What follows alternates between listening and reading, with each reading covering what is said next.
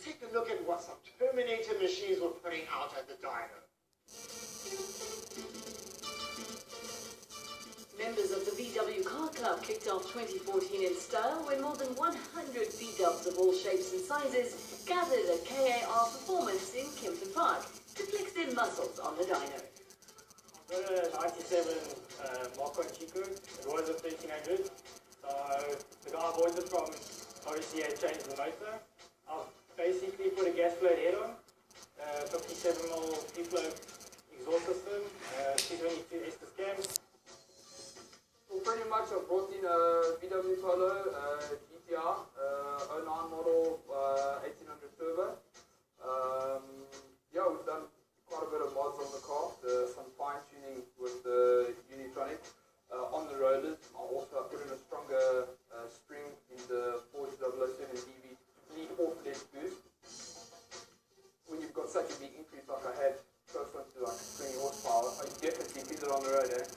I've brought a Seat Leon F1. It's got software, Revo Stage 1, downpipe, and I've also put Evon intake on it. The event wasn't exclusively for VWs, and besides the Chevy Luminas, Alphas and Volvos, there was a big Honda contingent present on the day. The Honda Civic VTEC V16 motor with a few light modifications, a 4-1 branch, 57mm free flow, and a wheel-painless induction. That's about it. Being the odd one out makes you feel a bit special at the same time because you're surrounded by VW, so I mean a Honda stands out in this crowd as well, especially with a color like this. Now that we've met a few of the players, it's time to check out the field.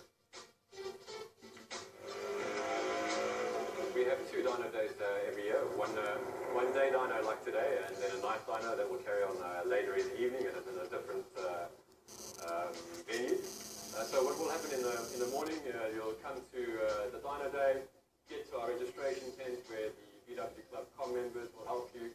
You register with the details of your motor vehicle, and then you'll get allocated a number and you're assigned into the queue. Once your number's called in the queue, you're escorted onto the dyno. Once the car straps onto the dyno, it's connected via the PC to the dynometer with the dyno operator. The dyno operator then pushes the car through the gears from first through to third and does a power run in third or fourth gear depending on what modifications the car has.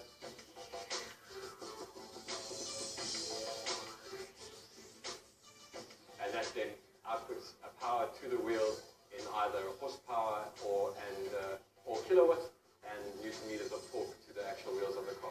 And that's the true indication of your car's power rather than the indicated manufacturer flywheel power.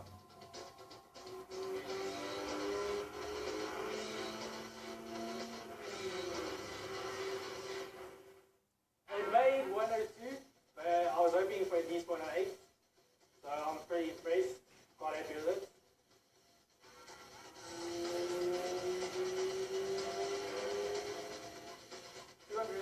Horsepower to 232.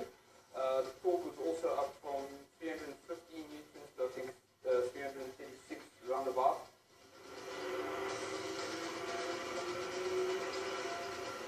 I've got 216 horsepower, which is roughly 168 kilowatts.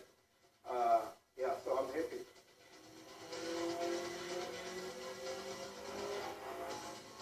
I got 122.9 horsepower. And I think it was like 113 Newton meters. That's all very well, but what do you make of all those figures? For me, the dyno day is just to make sure the car's running healthy. I have a basic idea of what it's supposed to feel like, but just to see the figures on paper helps me, realize if the car's healthy or not. Most people have got different takes when it comes to dynos. On the road, I would say it doesn't really translate as in a dyno because the road conditions, it depends, because our cars, they run on the front wheels. So if it's raining, we're not going to get any power.